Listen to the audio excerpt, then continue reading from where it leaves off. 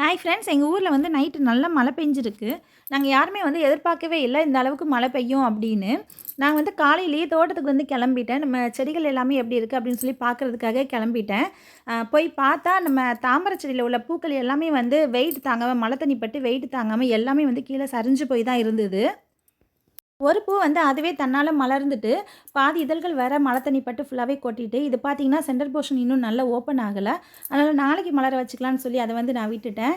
இதில் வந்து ஓரளவு நல்லா ஓப்பன் ஆகியிருக்கு. சென்டர் போர்ஷன் வந்து நமக்கு தெரியுது. அதனால் இதை வந்து இன்றைக்கி நம்ம வந்து ஓப்பன் பண்ணிடலாம். இந்த பூக்குள்ளெல்லாம் பார்த்தீங்கன்னா ஃபுல்லாக மழை தண்ணி தான் நிறையா இருக்குது. இதை இப்போ ஓப்பன் பண்ணாமல் நான் விட்டுட்டேன் அப்படின்னா, அந்த கலர் வந்து ஒயிட் கலரில் இருக்குல்ல, இந்த கலர் வந்து அப்படியே கொஞ்சம் சேஞ்ச் ஆகி பூ கொஞ்சம் ஒரு மாதிரி ஆயிரும். மழை பெஞ்சதுக்கப்புறமா மரத்தில் உள்ள கிளைய நம்ம வந்து ஆட்டினோம் அப்படின்னா, அதில் உள்ள தண்ணி எல்லாமே நம்ம மேலே விழும். இது மாதிரி ஸ்கூல் டைம்ஸ் வந்து நாங்கள் நிறைய விளையாடி இருக்கோம். இது மாதிரி யாரெல்லாம் விளையாடி இருக்கீங்க அப்படிங்கிறத கமெண்ட் பண்ணுங்கள். நம்ம தாமரை டப்பெல்லாம் வந்து க்ளீன் பண்ணி கொஞ்ச நாள் ஆயிருச்சு. டப்புக்குள்ளலாம் பார்த்தீங்கன்னா நிறைய பாசிகள் எல்லாமே வர ஆரம்பிச்சிட்டு, அதனால் பாசி எல்லாத்தையுமே இன்றைக்கி வந்து க்ளீன் பண்ணிட்டேன். க்ளீன் பண்ணிவிட்டு கொஞ்சம் உரம் கொடுத்துடலான்னு சொல்லி இன்றைக்கி காலையிலேயே வேலையை வந்து ஸ்டார்ட் பண்ணிட்டேன். நம்ம காஞ்ச இலைகள் கொஞ்சம் இந்த மாதிரி பழைய இலைகள் இருக்கும்ல, அது எல்லாத்தையுமே நம்ம வந்து ரிமூவ் பண்ணிடலாம்.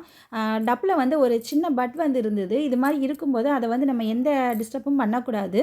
ஏன்னா நம்ம வந்து பட்டை வந்து லைட்டாக தட்டிட்டோம் ஆட்டிட்டோம் அப்படின்னா அது வந்து அதுக்கப்புறம் நமக்கு வந்து மலராமலே போயிடும். டப்பில் இருந்த காஞ்ச இலைகள் எல்லாத்தையுமே நான் வந்து ரிமூவ் பண்ணிட்டேன். இதில் பார்த்தீங்கன்னா ஒரு சில இலைகளில் வந்து கம்பளி பூச்சி வேற இருந்தது. இந்த கம்பளி பூச்சி வந்து இலைகள் எல்லாத்தையுமே வந்து சாப்பிட்ருது. அங்கங்கே சாப்பிட்டு தான் வச்சுருந்தது.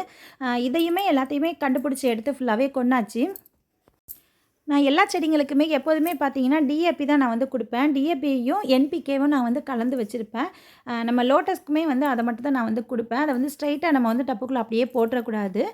இது மாதிரி ஒரு பேப்பரில் மடித்து தான் நம்ம வந்து டப்புக்குள்ளே நம்ம வந்து வைக்கணும். நான் வந்து எத்தனை டப்பு வச்சுருக்கனோ அதுக்கு தேவையான அளவு உரத்தை வந்து நான் மடித்து எடுத்துக்கிட்டேன்.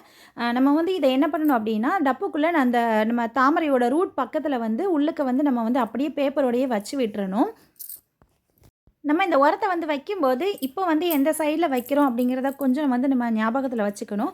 ஏன்னா நெக்ஸ்ட் டைம் நம்ம வைக்கும்போது பார்த்தீங்கன்னா, நம்ம இப்போ வச்சதுக்கு ஆப்போசிட் சைடில் நம்ம வந்து அப்படியே உரத்தை வந்து வைக்கணும்.